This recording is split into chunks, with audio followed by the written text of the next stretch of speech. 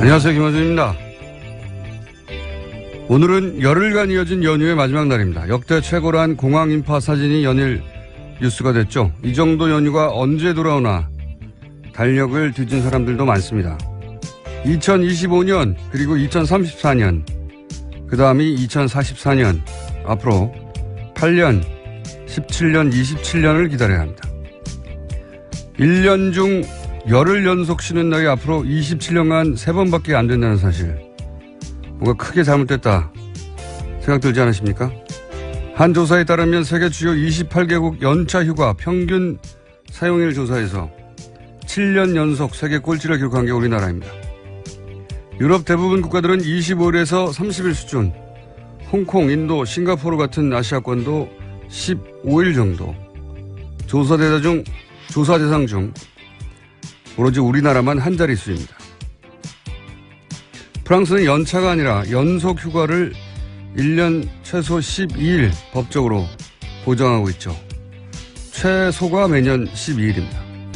열심히 일한 당신 떠나라 하는 광고 문구가 몇 년 전 유행했었습니다. 휴가를 떠나는데 그동안 열심히 일을 했다는 핑계가 필요했던 거죠.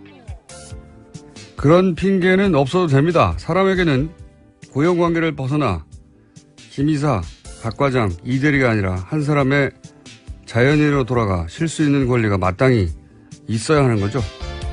유사일에 그 권리가 없는 자들을 우리는 노예라고 불렀습니다. 휴가제도에 국가 단위의 전면적인 개선이 필요하다. 김원준 생각이었습니다.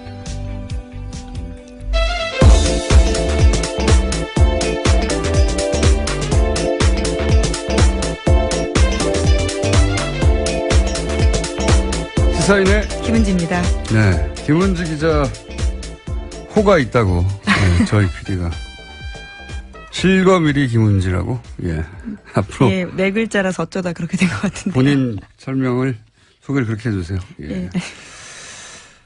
열흘이 길지 않아요? 뭐 훌쩍 가더라고요. 오늘 사실은 연휴 마지막 날인데 저희는 억울하게 하루 일찍 끌려 나왔습니다. 이태리에는 헌법에 보장돼 있어요. 헌법에요? 헌법에 휴가에 대한 권리는 보장되어야 하고 그 권리는 포기할 수 없다. 이렇게 헌법이. 아니 무슨 휴가를 헌법에 넣느냐 이런 생각도 하실 텐데 저는 휴가에 대한 우리나라의 이제 일반적인 인식 수준을 바꿔야 된다고 생각을 하는 게 열심히 일한 당신 떠나라 굉장히 성공적인 카페였잖아요. 많은 사람들이. 설득되는. 근데 이제 이게 가만히 생각해 보면 일을 열심히 했으니까 떠나도 된다 하는 어떤 명분을 만들어준 거거든요. 그러니까 정상적인 휴가조차 눈치를 보고 못 떠나는 우리 사회 분위기를 반영한 거죠, 이제.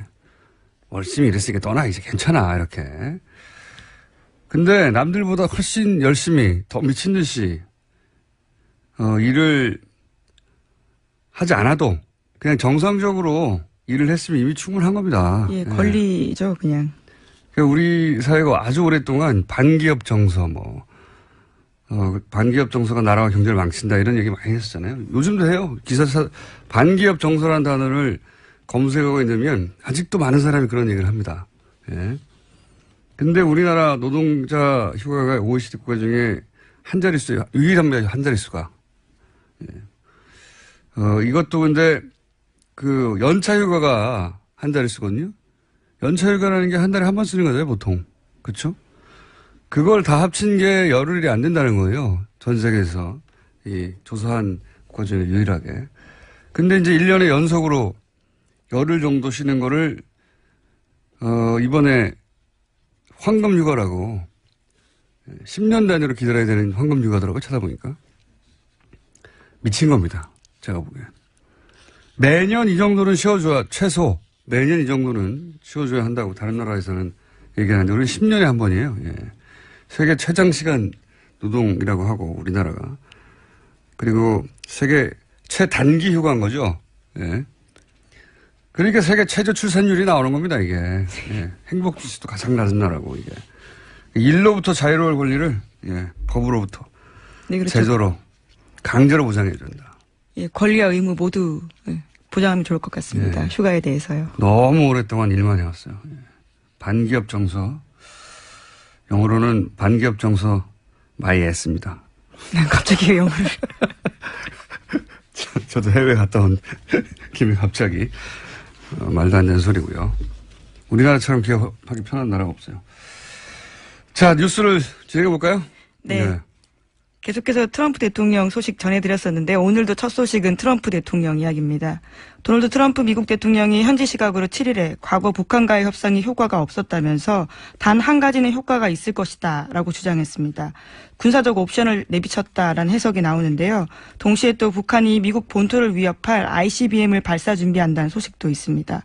내일이 북한의 노동당 창건 72주년 기념일인데 이를 앞두고 북미 간의 신경전이 이어지고 있는 겁니다. 너무 그렇게 열심히 할 필요 없어요. 오늘 출근하는 사람 그렇게 많지 않습니다. 팟캐스트로 많이 들으시더라고요. 오늘 내가 운전해 오다 보니까 역시 도로에 차가 없어요. 예. 우리끼리 하는 거예요, 이거. 네, 휴가는 중요하니까요. 트럼프 대통령이 단 한 가지는 효과가 있을 것이다. 무슨 뜻일까 뭐 해석하고 있던데 해석할 필요 없어요. 예. 그냥 협박하는 거예요. 계속해서 내가 뜻이. 미국 기자들도 계속해서 물었는데요. 그게 무슨 뜻이냐고요. 아주 조만간 알게 될 것이다 라고만 답했다고 합니다. 예. 뜻을 알 리가 있나요? 그냥 협박하는 건데. 트럼프는 자신이 미친 사람으로 보여서 실제로 그런 결정을 내릴 수도 있다. 라고 상대에게 인식을 시켜서 협상을 유리하게 끌고 가는, 그런 걸 자신의 전략이라고 한다고 하는데, 이거는 자기 개인 비즈니스 할 때는 유용한 전략일 수 있습니다. 왜냐하면 그런 전략이 실패해도 잃는 거는 결국 자기 돈밖에 없잖아요. 근데 이거는 한순간의 실수나 착각으로 우리가 주는 거예요. 다른 나라 사람들이 수백만 명 이상의 목숨이 걸리는 일이에요. 예. 그러니까 자기가 개인 비즈니스 할 때 쓰던 전략을 예. 국제 외교에서 자기 목숨을 걸고 하면 또 모르겠어요. 다른 사람 목숨을 걸고 하는 겁니다. 예.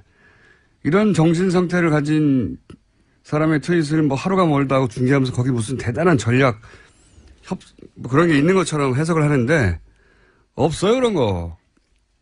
미국 대통령이니까 무슨 대단한 철학과 정신과 전략이 있을 것만 같다고 착각하는 거죠. 예. 그냥 장사꾼이 평생 자기가 하던 대로 국제 외교를 하는 겁니다. 다른 사람 생명을 판도를 걸고. 네, 같은 비판을 소설가 한강 씨가 뉴욕타임스에다가 기고하기도 했습니다. 제 기고는 왜 안 받을까요?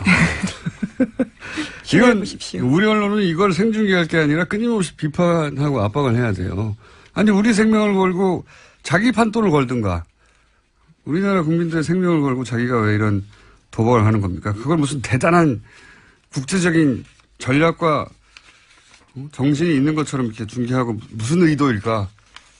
바보 같은 짓이에요. 바보 같은 짓. 이런 거를 우리 언론들이 그 뒤에 깊숙한 위대한 전략이 있는 것처럼 중계하는 것은 관종이라니까요. 그냥. 자기 장사하던 기법대로 국제 외교를 하는 겁니다. 홍군형을 내야 됩니다. 이건. 자, 오늘은 휴일이니까 널널하게. 자, 다음 뉴스는요. 네, 또 눈에 띄는 소식이 있는데요. 미국 국무부가 다음 달 미국에서 열리는 역도 세계선수권대회에 북한 선수들 비자 신청이 가능하다라고 밝혔습니다. 그러니까 대회를 준비 중인 미국 역도연맹에서 말한 건데요. 등록 마감일 전에 북한 측으로부터 연락이 올 것을 기대하고 있다라고 밝혔다고 합니다. 대통령은 이제 이렇게 미친 사람 전략을 쓰고, 예, 그게 무슨 대단한 것처럼. 북한의, 벼랑 끝 전술, 하고 뭐 똑같은 겁니다, 그냥. 예. 똑같은 거예요. 무슨 여기 위대한 전략이 있어요. 내가 더 미쳤냐. 이 동네 미친놈은 나야. 이런 거잖아요, 전략이. 자, 그런 가운데서도 또, 뒤에서는 협상 혹은 대화 혹은 뭐, 스포츠 교류까지도 스포츠 있는 교류 거죠. 예. 이런 거는 추진하고 있다. 뭐 이런 뉴스입니다. 네. 또 앞서서 말씀드렸는데요. 소설가 한강 씨가 뉴욕타임스 8일자에 기고한 글이 또 화제가 되고 있습니다. 제목은 미국이 전쟁을 이야기할 때 한국은 몸서리친다인데요. 부제는 승리로 귀결되는 어떠한 전쟁 시나리오도 없다라는 내용입니다. 그러니까 한국 사람들한테 전쟁은 현실이다라는 건데요. 그렇기 때문에 평화적이지 않은 해법과 승리는 공허하고 터무니없으며 불가능한 슬로건이다라고 지적했습니다. 트럼프 대통령은 위대해서 미국 대통령이 된 게 아니고 미국 대통령이 되고 보니 위대한 사람인 줄 착각하는 거예요. 예, 별거 없습니다. 자, 이런 기고문이 한국에서 더 많이 가야죠. 예. 이게 벌써 몇 달 만에, 몇 달입니까? 몇 달 동안 전쟁 난다고 하는데 우리나라에서 이런 기고를 한 사람이 주요 매체, 미국 주요 매체 처음이라는 게 이게 안타까운 일인 거예요. 예. 우리가 당사자인데 한강 씨한테 고마움을 제가 개인적으로 전합니다. 저희가 인터뷰 하자고 하실까요? 예. 추진해 보겠는데 국내 인터뷰는 잘 안 하시는 것 같더라고요. 또 다음 뉴스는 뭡니까? 네, 또 올해 노벨 평화상을 핵무기 폐기 국제운동이란 단체가 받았는데요. 이 단체 또한 도널드 트럼프 미국 대통령과 김정은 북한 노동당 위원장을 비판했습니다. 둘 다 멈춰야 한다라는 메시지를 낸 건데요. 핵무기를 사용하겠다고 위협하는 행위도 불법이고 핵무기 보유와 개발 역시 불법이다라고 강조한 겁니다. 알겠습니다. 예. 핵무기 폐기 국제운동. 트럼프와 김정은 모두 비판을 했다. 정상이죠. 둘 다 비판을 해야 되는 거죠. 자, 다음 뉴스는요. 네, 외교안보 관련된 소식 하나만 더 전해드리면요. 또 지미 카터 전 미국 대통령이 나설 거다라는 보도가 있습니다. 북미 간 메신저 역할을 하기 위해서 방북을 추진하고 있다라고 중앙일보가 오늘 아침에 보도했는데요. 최근에 그를 만난 박한식 조지아대 명예교수가 밝힌 사실이라고 합니다. 뿐만 아니라 카터 전 대통령은 지난 4일에는 미국 워싱턴 포스트에 기고도 했었는데요. 여기에서 북한 핵시설에 대한 군사 공격이나 좀 더 강력한 경제 제재 등은 현재 위기를 끝낼 즉각적인 길이 되지 못한다라고 지적했다고 합니다. 그렇기 때문에 고위급 대표단을 보내야 한다라는 주장까지 했는데 그것이 사실상 본인의 방북을 희망한다라는 겁니다. 94년도였던가요? 경술의 협상을 이끌어낸 제네바 합의에서 큰 역할을 했죠. 예. 근데 카터 대통령은 너무 많고요. 나이가 이제 94세예요. 네, 90대입니다. 94세. 예. 그리고 트럼프 현 대통령이 이 공을 자기가 가져가고 싶지. 예. 다른 사람이 돌파구를 만들어냈다. 이런 그림을 원하지 않을 거라고 봐요. 예. 자기가 다 영광을 먹고 싶은 사람이지. 그래서 저는 94정과 같은 역할을 못할 것이다. 개인적으로 전망하는 바입니다. 여하간 그런 움직임이 있다. 자, 다음 순요. 네, 최근 미국 여론조사에서 트럼프 대통령의 지지율이 역대 최저를 기록했다고 합니다. 32%인데요. AP통신의 분석에 따르면 트럼프 대통령은 연일 북한과 말폭탄을 교환하고 백인 우월주의자들의 공감하는 모습을 보이면서 지지율이 급락하고 있다라는 겁니다. 32%도 많네요. 예. 네, 국정이 올바른 방향으로 나아가고 있다고 답한 사람은 24%였다고 합니다. 그러니까 지지를 하지만 지금은 잘못 가고 있다라고 생각하는 사람은 더 많다는 얘기네요. 예. 32%. 미국 대통령이 30%로 떨어지는 건 굉장히 드문 일이거든요. 네. 자, 지지율은 계속 떨어지고 있다. 다음 뉴스는요? 네, 국정원 소식도 전해드리겠습니다. 이명박 정부 시절 국가정보원이 이번에는 김대중 전 대통령의 노벨 평화상 수상을 취소해달라는 청원 계획을 세웠다라는 겁니다. 현재 이와 관련해서 검찰이 수사에 나섰습니다. 이건 진짜 이명박 정부 시절에 이 전 대통령이 노벨 평화상을 받았는데 이걸 취소해달라고 하는 국제사회에 청원. 이야기하겠다라는 거죠. 혹은 뭐 노벨 평화상 위원회가 있겠죠. 거기다가 취소해달라고 하는 운동을 하는 보수단체. 예, 관변단체와 모의를 했다라는 겁니다. 예, 모의를 했다는 거죠. 이게 실행이 됐을 수도 있죠. 됐을 수도 있고 당시 이와 관련한 합성 사진도 돌았었는데 그것도 역시 국정원의 작품이 아닌가 이런 의혹이 있다. 네, 노벨 평화상이 아니라 물리학상 받았어야 했다 이런 식의 합성 사진이 있었다고 합니다. 당시에. 이 사안은 저희가 3부에서 김홍걸 위원장 연결해서 이야기 나눠보겠는데 이게 진짜 감옥에 보내야 됩니다. 감옥에 다 이런 계획을 세우고 서로 실행되지 않았다고 하더라도 이게 소위 말해서 진보 정권이 다시는 탄생하지 못하도록 하겠다는 보수 100년 집권 계획의 일환이었을 거라고 봐요. 예. 그래서 이전 이명박 노무현 시절에 이루어진 자기들이 보기에는 도달할 수 없을 것 같은 지점까지 도달한 거를 다 취소해서, 진보 정권을 과거를 다 깔아뭉개려고 했던 거죠.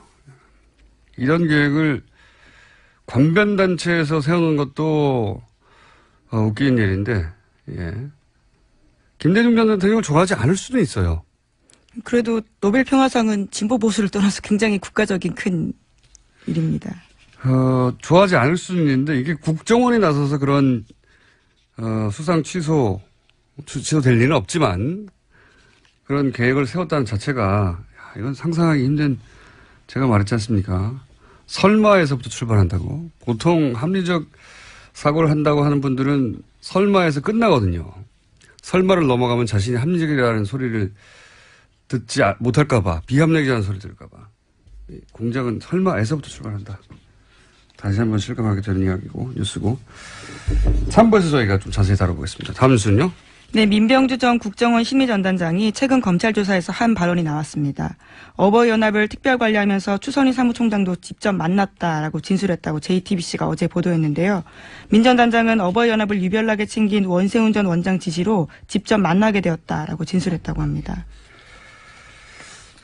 저는 이 정도 되면, 예, 국정원 1급 국장이 어버이연합을 만났다는 거잖아요. 그것도 이전 뉴스에 하면 10여 차례 정도 만났고 그때마다 돈을 줬다는 거고. 그렇죠. 예. 어버이연합의 추선희 사무총장은 자신은 국정원인 줄 모르고 만났다. 중소기업 사람인 줄 알았다라고 말도 안 주장했었죠. 되는 소리를 했는데, 근데 이 정도 되면 말이죠. 국정원 1급 국장이 한 번도 아니고 이렇게 10여 차례를 만났다는 걸 보면 어버이연합이 자생적으로 생기자 이에 국정원이 접촉한 게 아니라 국정원이 애초부터 어버이연합 자체를 탄생시킨 거 아니냐.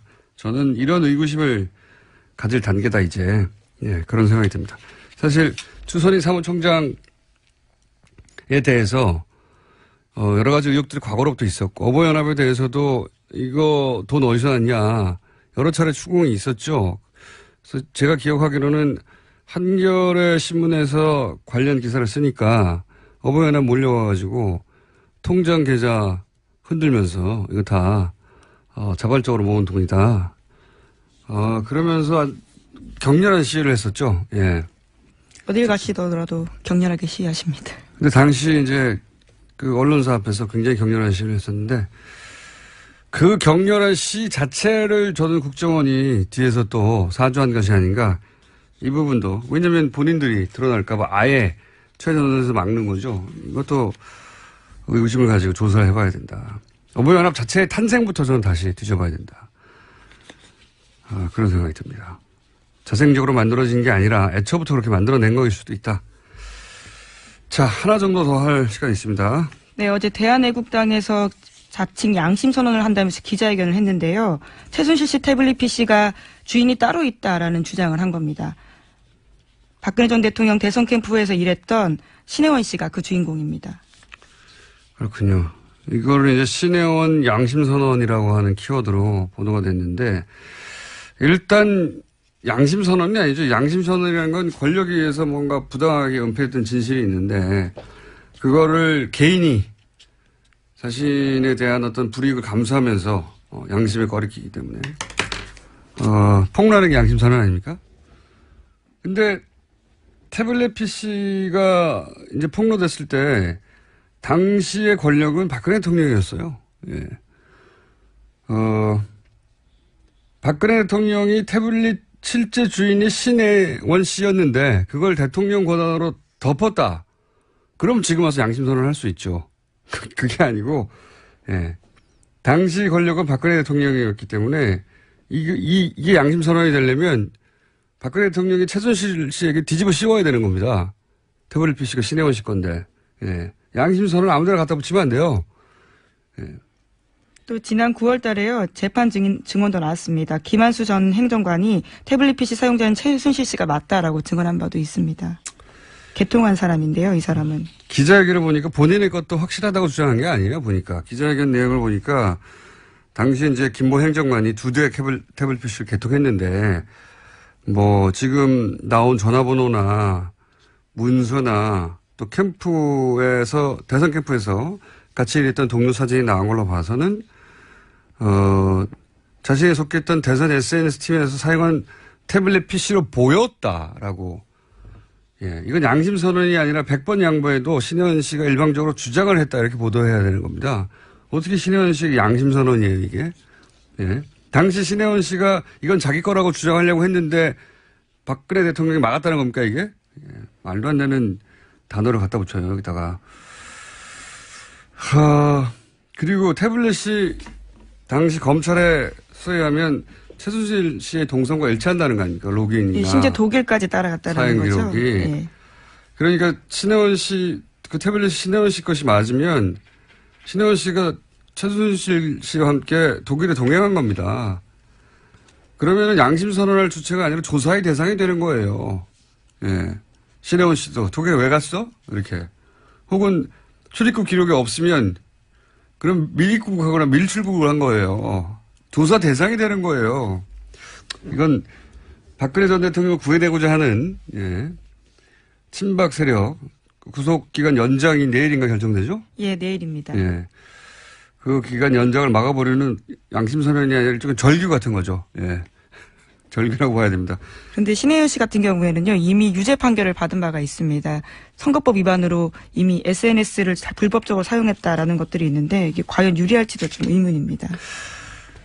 뭐 선거법 위반이어도 양심이 꺼리낀 일을 폭로하고 양심선언을 할 수는 있는데 이건 양심선언이 아니라는 거죠. 예. 이걸 양심선언이라는 키워드로 본인들이 주장한다고 그대로 보도해주면 이건 저는 언론의 직무유기라고 봅니다. 대체 어디서 양심의 선언을 읽어낸 건지. 예. 양심선언은 아니고요. 예. 그런 주장이 있었다. 예. 그런데 그런 주장이 사실이라고 전제하면 신혜원 씨는 조사 대상이다. 그리고 신혜원 씨가 어떻게 최순실 씨와 독일을 동행했다는 건지 혹은 뭐 거기에 찍힌 최순실 사진을 그럼 옆에 앉아서 찍었다는 건지 가족 사진도 조사의 대상이 되는 거죠. 물론 뭐 이게 사실로 밝혀질 확률은 제로에 가깝다고 저는 보긴 합니다만 그런 주장은 있었고 어제 크게 보도가 되고 검색어도 올라왔고 그죠? 화제가 되긴 했었습니다. 하지만 양심선언은 아니다. 예, 정확히는 신혜원 씨가 속한 단체에 대해서 이야기한 겁니다. 선거법 위반 부분요. 어쨌든 양심선언이라고 보도한 자체가 저는 이게 언론의 직무유기라고 봅니다. 여기까지 할까요? 예. 네. 휴가를 하루 일찍 끝내서 억울한 시사이네. 예, 김은지였습니다. 감사합니다. 안녕하세요. 김원준입니다. 오늘은 열흘간 이어진 연휴의 마지막 날입니다. 역대 최고란 공항 인파 사진이 연일 뉴스가 됐죠. 이 정도 연휴가 언제 돌아오나 달력을 뒤진 사람들도 많습니다. 2025년 그리고 2034년 그 다음이 2044년 앞으로 8년 17년 27년을 기다려야 합니다.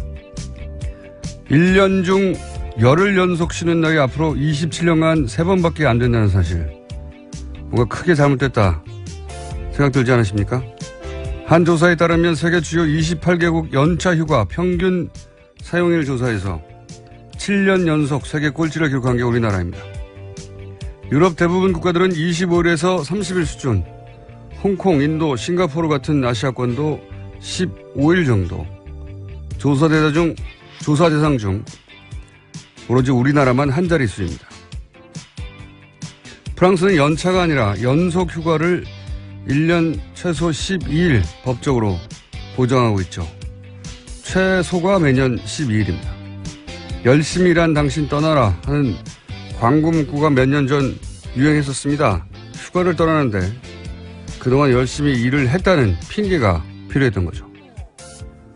그런 핑계는 없어도 됩니다. 사람에게는 고용관계를 벗어나 김 이사, 박 과장, 이 대리가 아니라 한 사람의 자연인으로 돌아가 쉴 수 있는 권리가 마땅히 있어야 하는 거죠. 유사일에 그 권리가 없는 자들을 우리는 노예라고 불렀습니다. 휴가제도에 국가 단위의 전면적인 개선이 필요하다. 김어준 생각이었습니다.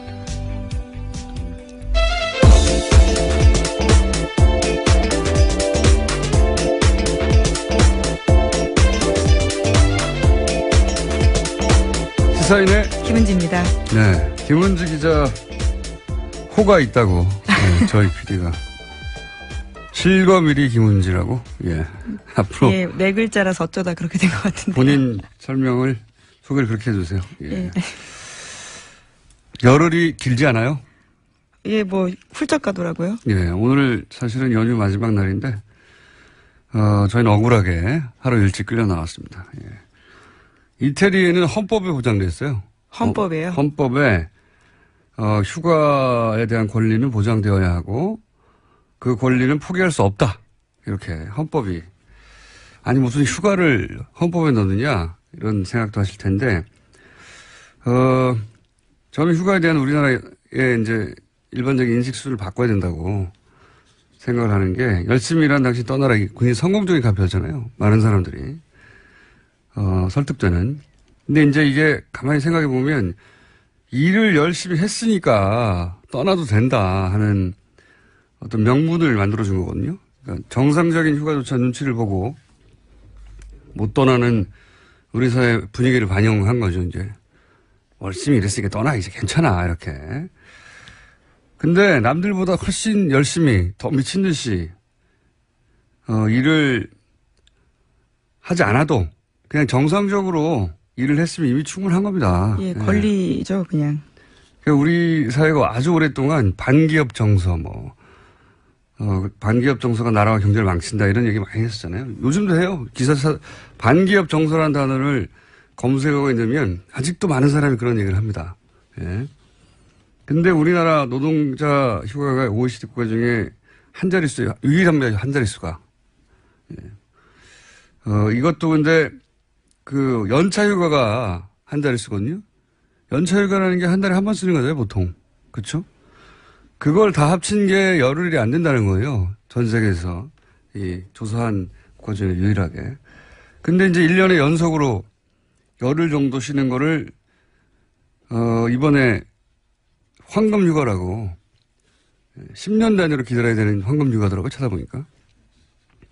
미친 겁니다. 제가 보기엔.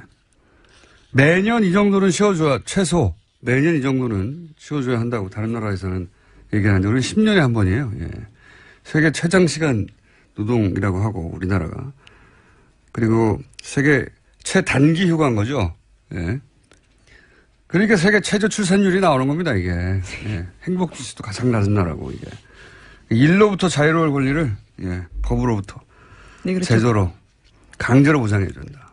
예, 권리와 의무 모두 보장하면 좋을 것 같습니다. 예. 휴가에 대해서요. 너무 오랫동안 일만 해왔어요. 예. 반기업 정서. 영어로는 반기업 정서 많이 했습니다. 갑자기 영어를. 저도 해외 갔다 온 김에 갑자기. 말도 안 되는 소리고요. 우리나라처럼 기업하기 편한 나라가 없어요. 자, 뉴스를 진행해볼까요? 네. 네. 계속해서 트럼프 대통령 소식 전해드렸었는데 오늘도 첫 소식은 트럼프 대통령 이야기입니다. 도널드 트럼프 미국 대통령이 현지 시각으로 7일에 과거 북한과의 협상이 효과가 없었다면서 단 한 가지는 효과가 있을 것이다 라고 주장했습니다. 군사적 옵션을 내비쳤다라는 해석이 나오는데요. 동시에 또 북한이 미국 본토를 위협할 ICBM을 발사 준비한다는 소식도 있습니다. 내일이 북한의 노동당 창건 72주년 기념일인데 이를 앞두고 북미 간의 신경전이 이어지고 있는 겁니다. 너무 그렇게 열심히 할 필요 없어요. 오늘 출근하는 사람 그렇게 많지 않습니다. 팟캐스트로 네. 많이 들으시더라고요. 오늘 내가 운전해 오다 보니까 역시 도로에 차가 없어요. 예. 우리끼리 하는 거예요, 이거. 네, 휴가는 중요하니까요. 트럼프 대통령이 단 한 가지는 효과가 있을 것이다. 무슨 뜻일까 해석하고 있던데 해석할 필요 없어요. 예. 그냥 협박하는 거예요. 계속해서 대한 뜻이. 미국 기자들도 계속해서 물었는데요. 그게 무슨 뜻이냐고요. 아주 조만간 알게 될 것이다 라고만 답했다고 합니다. 네, 뜻을 알 리가 있나요. 그냥 협박하는 건데. 트럼프는 자신이 미친 사람으로 보여서 실제로 그런 결정을 내릴 수도 있다 라고 상대에게 인식을 시켜서 협상을 유리하게 끌고 가는 그런 걸 자신의 전략이라고 한다고 하는데 이거는 자기 개인 비즈니스 할 때는 유용한 전략일 수 있습니다. 왜냐하면 그런 전략이 실패해도 잃는 거는 결국 자기 돈밖에 없잖아요. 근데 이거는 한순간의 실수나 착각으로 우리가 죽는 거예요. 다른 나라 사람들이 수백만 명 이상의 목숨이 걸리는 일이에요. 예. 그러니까 자기가 개인 비즈니스 할 때 쓰던 전략을 예, 국제 외교에서 자기 목숨을 걸고 하면 또 모르겠어요. 다른 사람 목숨을 걸고 하는 겁니다. 예. 이런 정신 상태를 가진 사람의 트윗을 뭐 하루가 멀다 하고 중계하면서 거기 무슨 대단한 전략 뭐 그런 게 있는 것처럼 해석을 하는데 없어요, 그런 거. 미국 대통령이니까 무슨 대단한 철학과 정신과 전략이 있을 것만 같다고 착각하는 거죠. 예. 그냥 장사꾼이 평생 자기가 하던 대로 국제 외교를 하는 겁니다. 다른 사람 생명을 판도를 걸고. 네, 같은 비판을 소설가 한강 씨가 뉴욕타임스에다가 기고하기도 했습니다. 제 기고는 왜 안 받을까요? 기고해 보십시오. 우리 언론은 이걸 생중계할 게 아니라 끊임없이 비판하고 압박을 해야 돼요. 아니 우리 생명을 걸고 자기 판도를 걸든가. 우리나라 국민들의 생명을 걸고 자기가 왜 이런 도박을 하는 겁니까? 그걸 무슨 대단한 국제적인 전략과 정신이 있는 것처럼 이렇게 중계하고 무슨 의도일까? 바보 같은 짓이에요. 바보 같은 짓. 이런 거를 우리 언론들이 그 뒤에 깊숙한 위대한 전략이 있는 것처럼 중계하는 것은 관종이라니까요. 그냥. 자기 장사하던 기법대로 국제 외교를 하는 겁니다. 홍군형을 내야 됩니다. 이건. 자, 오늘은 휴일이니까 널널하게. 자, 다음 뉴스는요. 네, 또 눈에 띄는 소식이 있는데요. 미국 국무부가 다음 달 미국에서 열리는 역도 세계선수권대회에 북한 선수들 비자 신청이 가능하다라고 밝혔습니다. 그러니까 대회를 준비 중인 미국 역도연맹에서 말한 건데요. 등록 마감일 전에 북한 측으로부터 연락이 올 것을 기대하고 있다라고 밝혔다고 합니다. 대통령은 이제 이렇게 미친 사람 전략을 쓰고, 예, 그게 무슨 대단한 것처럼. 북한의, 벼랑 끝 전술, 하고 뭐